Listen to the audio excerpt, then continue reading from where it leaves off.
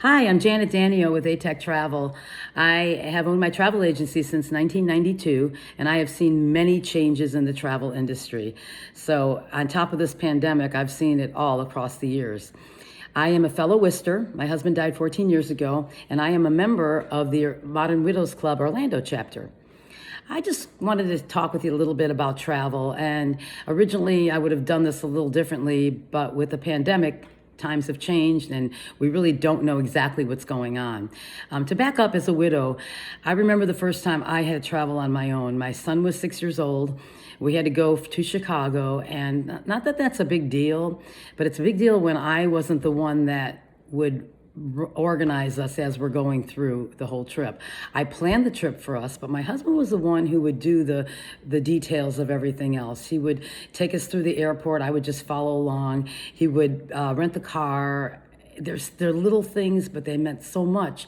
I just didn't have to focus on those. So once the first time that I had to travel with my son, I had to get us packed, get us to the airport, park the car, take him inside, get to our destination, and then rent a car. It sounds like it's not that difficult, but it really was that difficult back then.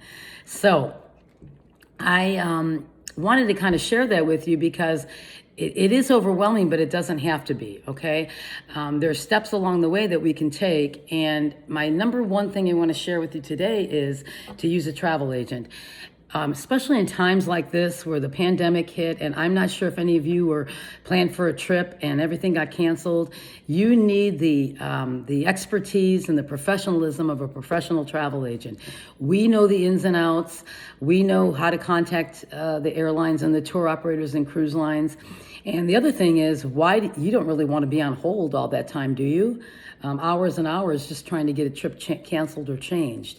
So I really want to stress the benefits of using a travel agent anyway, besides going on trips and things like that with women and solo groups and all that. So I just wanted to share that with you and find a good travel agent. Naturally, I'm available. I for one, do not charge fees. So to me, it doesn't make any sense for somebody to go online and do all their bookings themselves when I don't charge a booking fee. The way we get paid is we get paid by the cruise line and the tour operators and the hotels. So if I'm not charging you and you don't have to have all the aggravation of booking a trip, plus you get my expertise as well. So I just kind of wanted to give you a little bit of insight on that. I want to give you a little insight on traveling solo. There's a lot of groups that you can join, solo women's groups, solo just singles groups, or travel with a bunch of friends, or maybe with your children. It's just being organized and knowing what you're doing, having everything set in place before you go, and having the expertise of your agent telling you, okay, this is what is available, and this is what you need to do. Do you have a passport? Things like that. I mean, those are the things that are really, really important, besides the fact of traveling solo.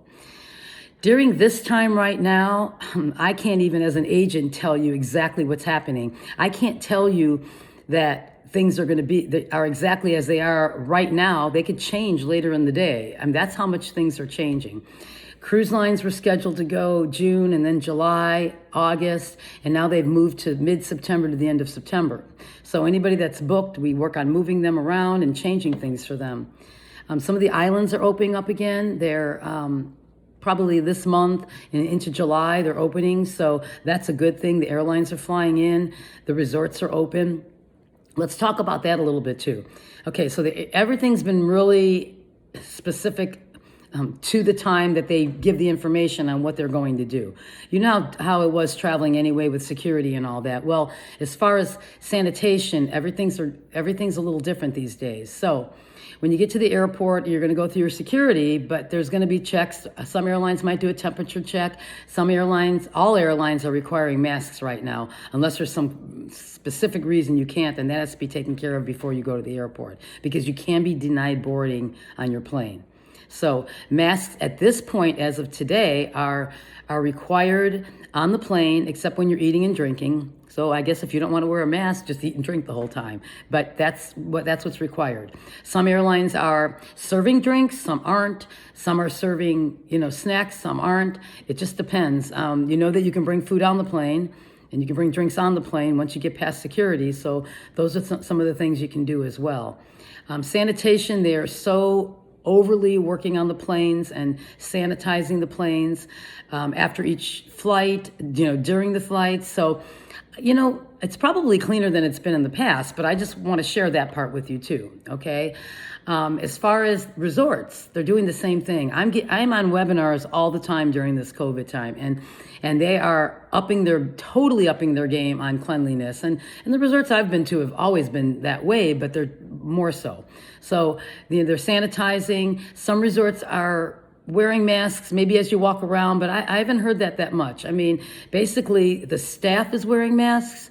The restaurant staff, the front desk staff, they're all wearing masks, but you don't have to sit in the pool with the mask on. So that part isn't required, although you are, welcome to bring your mask. You're going to have it anyway from the airplane. So that's the resorts, and they are starting to open up, coming up now, June, some are open, July, and then through the fall.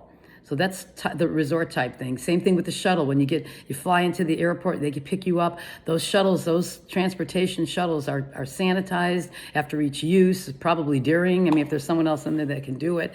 So I would say you could feel pretty safe. You have to do what's going to be best for you, but I just want to give you that kind of information. The cruise ships have totally moved to mid to end of September.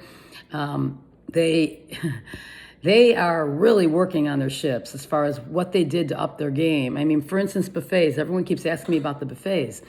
If there's going to be a buffet on a ship that you're sailing on, it's going to be served by the staff.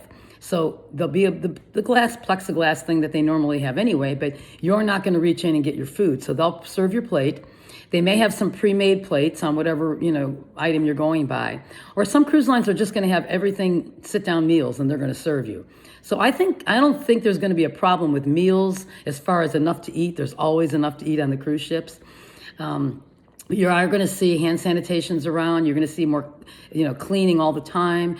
You're going to see in the restaurants, how they're going to serve you. They'll space us out. They'll probably do a 6-foot rule, like as you're standing at the purser's desk or, up on top. Check-in's most likely going to be more online, where you don't have to even stand in those lines for check-in. So I have to tell you, and I'm a pretty optimistic person, I have to tell you that's some good stuff, because we do want our ships more sanitized. Or our resorts. We do want to do things more online and not stand in those long lines if you've ever done that. So these are some pluses, and I hope that you can take out of this whole pandemic some pluses, especially with traveling, that you're going to feel a little bit more comfortable and that type of thing. The other thing I really wanted to talk about, which I really was going to focus on before the pandemic, is just some individual tours. I would like to just talk with each of you along the way, so you're going to be welcome to call me at any time on what you're looking for, because everybody's looking for something different. So if you're a widow and you have not traveled without your husband, then you're in one category, and we have to talk about that. Like, what are you looking for? Are you looking to go on your own? Are you looking to go with women's groups? What are you looking for? How comfortable do you feel traveling? Those are the things that I would talk with you about. And once again, I don't charge any kind of fees to do that type of thing. But there are some trips, and I shared them last time that we had our conference, and I shared some of them. And we have some other trips as well. So we're looking at, there's like women's groups out there too that I tie into, that we could get a group of us together to go, or you can go on your own because you're going to meet up with other ones. I was going to show some videos, but I think what I'm going to do is have videos on the side, so maybe there'll be some links that you can click onto and see what some of these trips are. For instance, one of them, there's a really great spa package in Mexico in Ixtapan. It's an all-inclusive spa package, and it includes, I'm going to read a little bit, it includes, 7 nights accommodations, all your meals, juice, coffee, treatments, massages, yoga treatments, hairstyling, nail treatments, gym classes. All of that is included, and then there's set dates that you can do this and either meet up with the group or come with a friend or come with a small group yourself. So that's one of them I think that's really interesting throughout 21. We're all into health and wellness these days, and that might be a great way to do something like that. I mean, then we could move all the way over to, and these are just some ideas, but we can go to Dubai. I mean, Dubai has, again, it's a women's group. So they're going to set up, we're going to set up the flights, the accommodations, all the touring. I'm just going to throw some out there, and we can do this anywhere. But there's some trips in 2021 for Dubai. Sicily and Malta. That's a whole nother one where we get to do 9 nights, 11 days in Sicily and Malta. So that's some stuff that I'm going to send you as well. Another one I was looking at, which I've always wanted to go to, and maybe you do too, is South Africa. So that's a great one. It's the end of March of 2021. And again, it's going to include, a guide. We're always going to have guides with these too. So that's really good because they're going to explain what's happening, our tour guide. And there's going to have so many meals and, well, with wine, they put in parentheses on this one, 24/7 personal service with a guide, downtime space so that you can do, look around yourselves. So that's another one too. One I really like, and I think I presented this last time, was an annual Tuscany Villa cooking. And you actually cook. And I mean, there's sightseeing, but you actually go and cook with the chef. And you eat and drink and visit the highlights of Tuscany. I mean, who doesn't like Italy? So that was a great one too. And then there's Paris. I mean, I just want to say this. There's so many trips that we can do. We can go with a group that's already formed so that you tie into that. Or, you might have some friends. You might have 4, 5, 6 women that want to do something. So you let me know what you want to do, and then we set that trip up. I did that in Italy in 2017, and we actually flew in and we did the train around and we got to see all the sites, the Colosseum, the Vatican, the Sistine Chapel, Pompeii, Florence, and those are trips that we can do ourselves. Now, a lot of you may not want to go yet overseas, and that's okay because we have so much in the States that we can do. I have some people like cruising, but they're not comfortable getting on a ship yet. Have you ever done a river cruise? We have river cruises throughout. I'm looking at a brochure. I don't know if you can see it, but we have river cruises throughout the United States, and we can go up the rivers where you're seeing land on both sides, and we're learning the history of the United States, which we don't tend to do that. We tend to go out all the time and go out of country. So if you're looking at local, I mean, we can do a river cruise. You can do go to Phoenix and do Sedona and go up into the, see the Red Rocks. Go out to San Francisco. We just have to check this when you're ready to go. What cities are open with things to do. I mean, right now, certain cities aren't, so there's no point in going, but those are trips that we can set up.